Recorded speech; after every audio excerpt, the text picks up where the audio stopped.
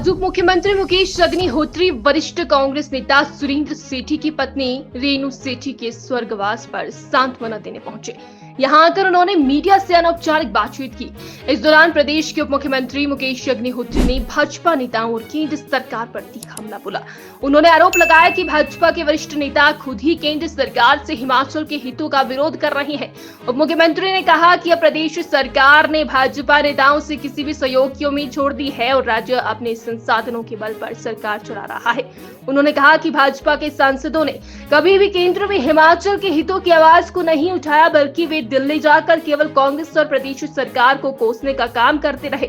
उन्होंने आरोप लगाया कि केंद्र सरकार ने आपदा प्रभावित प्रदेशों को मिलने वाली राहत राशि को रोक दिया और ऋण लेने की सीमा भी कम कर दी, जिससे प्रदेश की वित्तीय स्थिति पर असर पड़ा है। मुख्यमंत्री मुकेश अग्निहोत्री ने कहा कि पुरानी पेंशन योजना का पैसा जो केंद्र सरकार के पास जमा है, उस पर केंद्र कुंडली मारकर बैठा है और ब्याज तक कमा रहा है। उन्होंने ये भी आरोप लगाया कि प्रदेश को मिलने वाली विदेशी फंडिंग पर भी अनावश्यक बंदिशें लगा दी गई है। उन्होंने कहा कि ये सब स्पष्ट संकेत है कि केंद्र सरकार हिमाचल प्रदेश के साथ सौतेला व्यवहार कर रही है। भाजपा नेताओं को आड़े हाथों लेते हुए उप मुख्यमंत्री ने कहा कि वे हिमाचल के नहीं केवल दिल्ली की सत्ता के प्रतिनिधि बनकर रह गए हैं।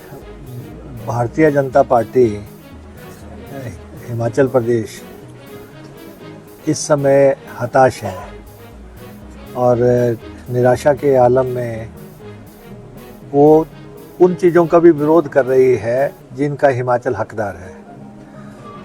केंद्र में जाते हैं, दिल्ली में जाते हैं तो हिमाचल के हितों का विरोध करते हैं।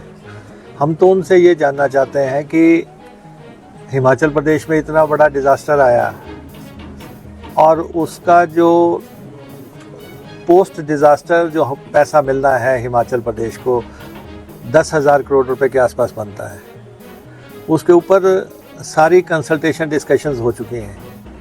वो पैसा हिमाचल को नहीं मिलता।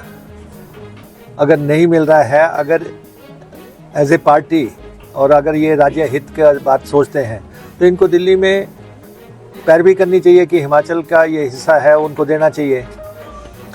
फिर हिमाचल प्रदेश के जो कर्मचारियों को हमने ओपीएस दी और एनपीएस का पैसा 10,000 करोड़ रुपया सेंटर के पास जमा है, जो उन्होंने आगे मुझे लगता है बॉन्ड्स वगैरह में इन्वेस्ट कर लिया है। उसमें 5,000 करोड़ रुपया स्टेट ने लगाया है, 5,000 करोड़ रुपया एम्प्लॉइज़ ने लगाया है। जब हमने ओपीएस देना है तो जो वो पैसा उनके पास जमा है तो वो पैसा हिमाचल को वापस करें, क्योंकि कर्मचारी जब उस स्कीम में जो जमा पैसा है वो वापस लौटाएंगे जो स्टेट का है, तभी जाके वो ओपीएस का पात्र होंगे। वहाँ पे भी वो हिमाचल का विरोध कर रहे हैं और जयराम जी तो रिकॉर्ड पे हैं, उन्होंने कहा कि ये पैसा हिमाचल का है ही नहीं। और उसके बाद हिमाचल प्रदेश के कर्ज लेने की सीमा जो है वो घटा दी गई है और जबकि ज़रूरत ये है कि हिमाचल को 2 से 3% कर्ज लेने की सीमा बढ़ाई जानी चाहिए। वहाँ पे भी ये दिल्ली में हिमाचल के हितों की पैरवी नहीं करते। और इसके अलावा फॉरेन फंडिंग है जो हमारी, उस पर इन्होंने कैप लगा दिया है कि इससे ज़्यादा पैसा आप वर्ल्ड बैंक, एडीबी, एनडीबी वगैरह से नहीं ले सकते, तो वहाँ भी हाथ बांध के रखे हैं।